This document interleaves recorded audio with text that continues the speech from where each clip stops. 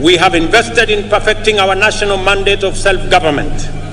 I will highlight the wonderful ways in which we have stewarded political freedom into democratic maturity, enhanced economic freedom by empowering enterprise, and expanded social freedom by securing dignity. We must never forget that until fairly recently, our country's politics was divisive, violence, do-or-die affair by which neighbors, colleagues, and even relatives were incited into hatred in the name of political competition. In this dark era, the tribe was the fundamental term of all political engagement and the master variable of democratic contest. Many highly respected experts and eminent persons confidently affirmed that Kenyan politics is inherently tribal, and many leaders designed their political parties, policies, and campaigns on the basis of raw political appeals. Leaders also made sure that political discourse revolved around personalities and the private interests of a few privileged individuals and not the aspirations of the majority.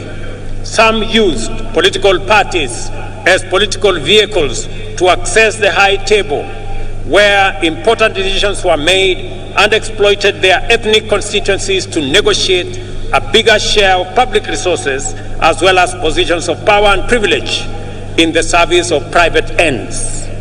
For decades, Kenyans understood that this perverse political culture not only defiled our democracy, but also obstructed the spirit of daring and achievement, arresting our collective progress. The people of Kenya, therefore, yearned for freedom from the tyranny of political personality cults, toxic tribal discourse, and the violence they engendered. They desired a more unifying, cosmopolitan framework of engagement which promoted the expression of their shared aspirations, encouraged inclusive negotiations, and a collective means of pursuing them. In the last general election, the people of Kenya finally broke free. The campaign was conducted purely on the basis of important national issues, foremost of which were economic issues. Not only did Kenyans reject the old divisive politics of tribe and tribal chiefs, but they also demanded and interrogated well-considered party manifestos with detailed plans for economic transformation. As a result, although the election was closely contested, it was the most peaceful in the multi-party era in Kenya. And I want to congratulate all Kenyans for being participants in this great feat. Our public discourse and political discussion and the agenda of social debate has changed for good. Substantive policy issues continue to define the national conversation well beyond the election. At the moment, there is a robust debate on the finance bill taking place everywhere in this country, in churches, social places, formal and informal workplaces, all media platforms, and busy markets, as well as in urban and rural gatherings. We are truly a trailblazing nation. Many countries struggle in vain to generate a national debate on public financing, taxation, or other policy issues. In Kenya, we have easily sustained intense discourse on the finance bill and the affordable housing policy for weeks now.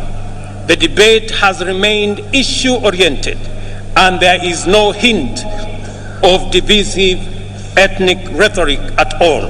The cost of living is keeping all leaders, including myself, awake, and this is precisely as it should be.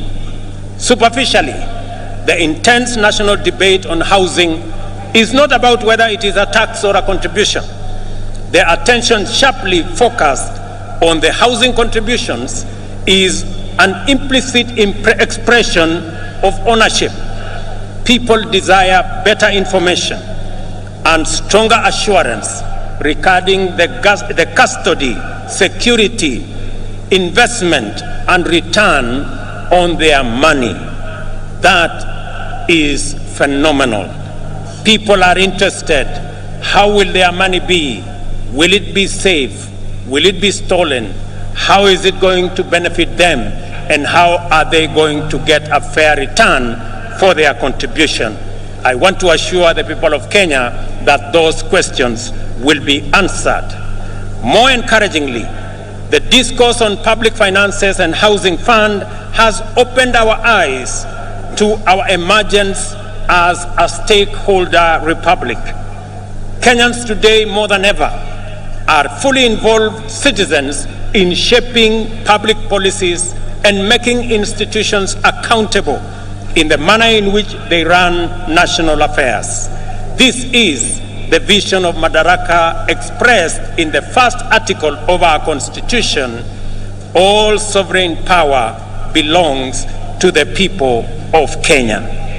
We have crossed a fundamental decisive threshold in the history of our political freedom and democratic maturity. Today, Kenyans of this generation honor patriots who went before us in this celebration of a noble and historic achievement.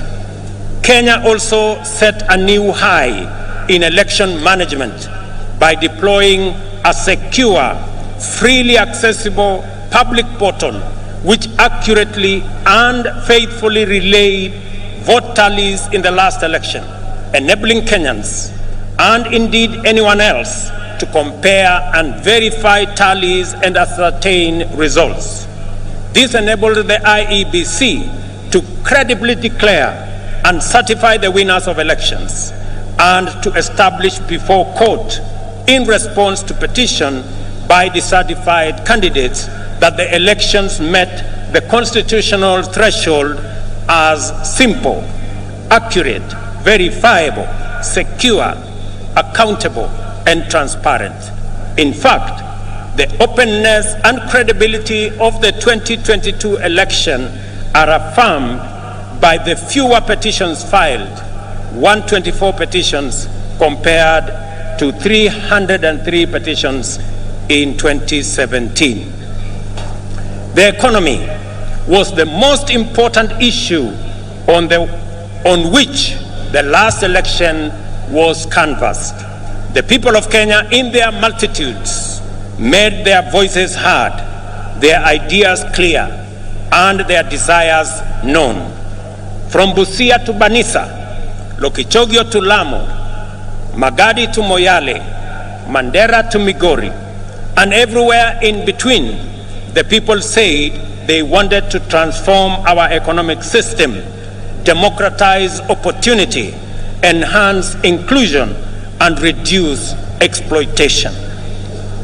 Instead of the traditional campaigning of confrontation, incitement, and division, the last campaign became a sustained national debate on the most pertinent economic issues: the millions of our unemployed youth, access to affordable credit, inclusive financing, promoting the robust expression of the legendary Kenyan hustling spirit through MSMEs, and the facilitation of individual enterprise by enhancing market power through collective interventions like the Chama and SACCO. This is how Kenyan entrepreneurs desired to secure access to credit, do savings, access the market, social security, and health insurance.